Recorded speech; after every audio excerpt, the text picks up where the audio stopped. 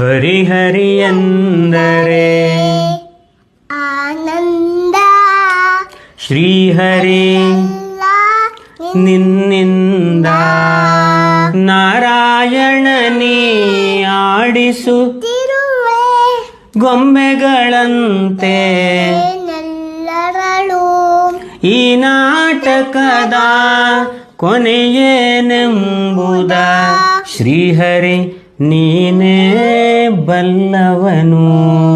ದೇವ್ರೇ ನೀ ದೊಡ್ಡವ ಅಂದ.